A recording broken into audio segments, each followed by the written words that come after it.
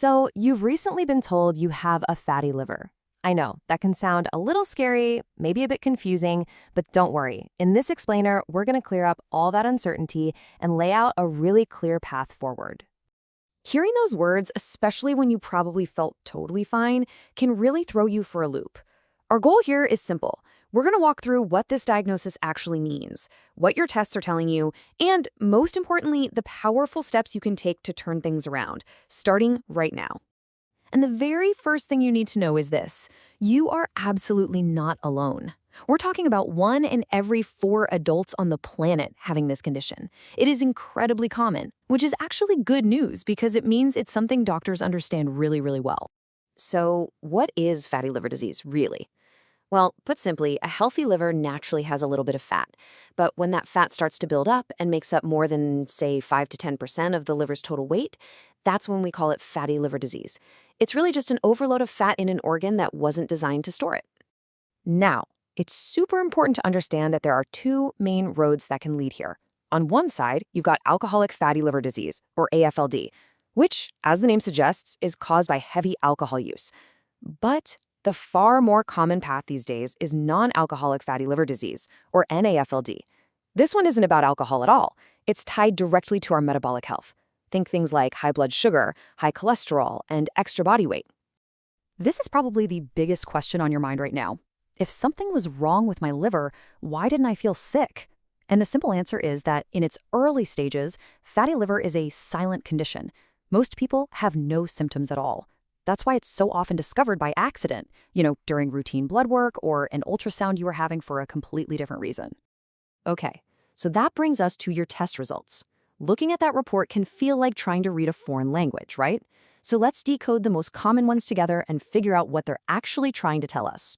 First up, the blood test. You probably saw something called a liver function test, or LFT, with values for enzymes like ALT and AST. Here's a simple way to think about it. Normally, those enzymes live inside your liver cells. But when the cells get stressed out and inflamed from all that extra fat, they start to leak. They leak these enzymes into your bloodstream, and that's why the numbers on your report go up. Now, for many people, this is the test that sealed the diagnosis. An ultrasound is totally painless. It just uses sound waves to take a picture. A healthy liver looks a certain way on the screen, but when it's full of excess fat, it reflects those sound waves differently. It actually makes the liver look bright on the monitor. So if your report mentions a bright or echogenic liver, that's just the technical term for a visual confirmation of fat. All right, so once we've confirmed there's fat in the liver, the single most important question for your doctor to figure out is this: is it just simple fat that's kind of sitting there peacefully? That's called steatosis? Or has that fat started to cause active inflammation and damage to the liver cells? That second, more serious stage is called NASH. And to answer that question, there's this really cool non-invasive test called a fibroscan. It's basically a specialized ultrasound, and its only job is to measure how stiff or hard your liver is. You see, long-term inflammation can cause scarring. The medical term is fibrosis, and that scarring makes the liver tissue less soft and flexible. This scan tells us exactly how much of that is going on. I love this analogy because it makes it so easy to understand. A healthy liver should be soft and squishy, right? Like a brand new kitchen sponge. But as scarring, or fibrosis, sets in, the liver tissue gets stiff and hard, more like an old, crusty sponge that's been left out to dry. The fibroscan gives a number to that stiffness, which tells your doctor so much about your liver's long-term health. Okay, we've talked about the diagnosis and the tests, but now we're getting to the most important part of this entire story, the part about what happens next. Because your liver has a genuine superpower. And I want to be clear, this isn't just some hopeful, feel-good statement. This is a straight-up biological fact. Your liver is the only internal organ in your body that can fully regenerate. If you remove this stress and give it a chance, it can literally heal itself, getting rid of the fat and growing new, healthy tissue. This is the absolute cornerstone of your recovery. So I want you to reframe how you think about this. Your diagnosis is not an engine failure. It's not the end of the road. It's simply the check engine light on your body's dashboard. It's a warning signal telling you, hey, time to pull over and make a few adjustments to prevent a real breakdown down the line. It's a call to action, not a catastrophe. So how do we answer that call to action? How do we turn that warning light off? The whole strategy boils down to one simple idea. We need to reduce your liver's workload. This isn't about some miserable, punishing diet. It's about making smart, simple shifts that give your liver the breathing room it needs to start that amazing healing process. And the plan really comes down to these three powerful pillars. First, gradual, sustainable weight loss. Second, getting a handle on your blood sugar. And third, bringing in some consistent, moderate exercise. These three things work together perfectly to fix the root metabolic issues that caused the fatty liver in the first place. First, let's talk weight. And this is the really encouraging part. You don't need some massive, dramatic transformation. The science on this is crystal clear.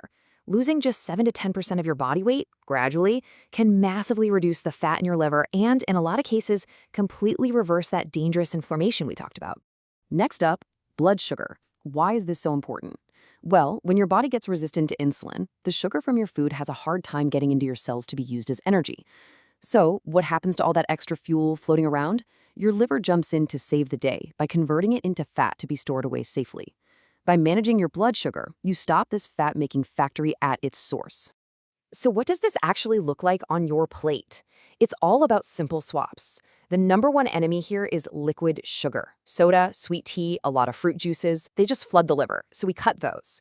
Then we swap out saturated fats, like from butter or fatty red meat, for healthy unsaturated fats. Think olive oil, avocados, nuts. And here's a fun one that surprises people.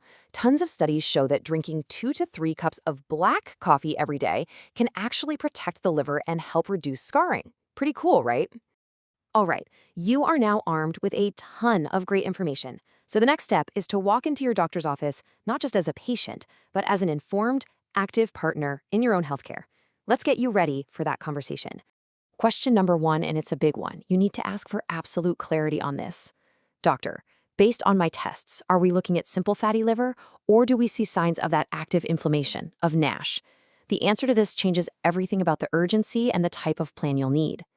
Question 2 is all about creating a practical plan. Don't leave the office with a vague, you need to lose some weight. Get specific. Ask, what is a safe and realistic weight loss goal for me, and how do you recommend I start? This turns a big, scary goal into a personalized, step-by-step roadmap. And finally, question 3 zooms out to look at the whole picture. Since we know NAFLD is a metabolic issue, you should ask what other parts of the puzzle need attention. You can say, are there other things like my blood sugar or cholesterol that we need to work on at the same time? A holistic approach is always going to be the most successful in the long run. And that brings us right back here to this number. Your diagnosis was that warning light. Your action plan is how you fix it. But the real secret to long-term success is consistency. Hitting and then maintaining that 7 to 10% weight loss isn't just a one-time fix.